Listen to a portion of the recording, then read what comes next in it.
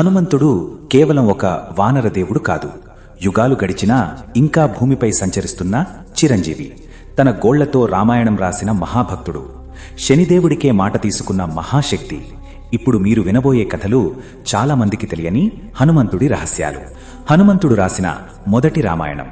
వాల్మీకి మహర్షి రామాయణం రాయకముందే హనుమంతుడు స్వయంగా హిమాలయాల్లోని రాళ్లపై తన గోళ్లతో రామాయణాన్ని రాశారు. దీనిని హనుమద్ రామాయణం అంటారు.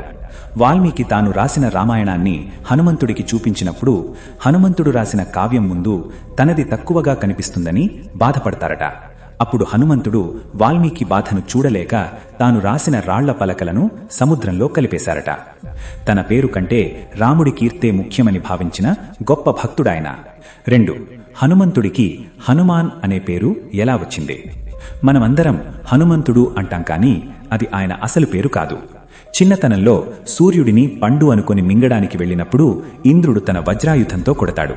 ఆ దెబ్బ హనుమంతుడి దవడ జాకి తగులుతుంది. సంస్కృతంలో హను అంటే దవడ, మాన్ అంటే వికృతమైనది లేదా దెబ్బతిన్నది అని అర్థం. అలా దవడకు దెబ్బ తగలడం వల్ల ఆయనకు హనుమాన్ అనే పేరు వచ్చింది. శనిదేవుడికి హనుమంతుడికి మధ్య ఉన్న ఒప్పందం. చాలామంది శనిదోషం ఉంటే హనుమంతుణ్ణి పూజిస్తారు. దీని వెనుక ఒక ఆసక్తికరమైన కథ ఉంది.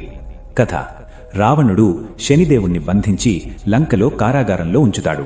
హనుమంతుడు లంకను దహనం చేసే సమయంలో శనిదేవుణ్ణి విడిపిస్తాడు. దానికి కృతజ్ఞతగా శనిదేవుడు ఒక వరమిస్తాడు.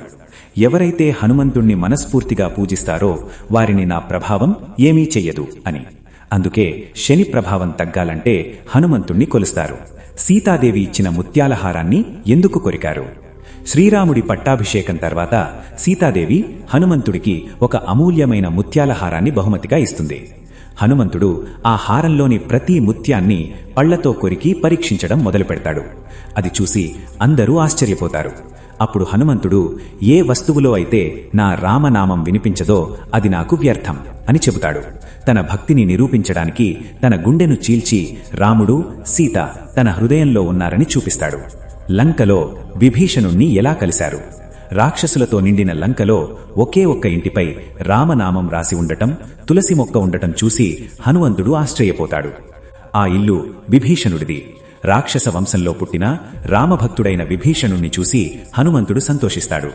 సీతమ్మ జాడ తెలుసుకోవడంలో హనుమంతుడు విభీషణుడికి ఎంతో సహాయం చేస్తాడు. వీడియో నచ్చితే లైక్ చేయండి, మీ ఫ్రెండ్స్ తో షేర్ చేయండి. ఇంకా ఇలాంటి మంచి వీడియోల కోసం మా ఛానల్ ని సబ్స్క్రైబ్ అవ్వండి.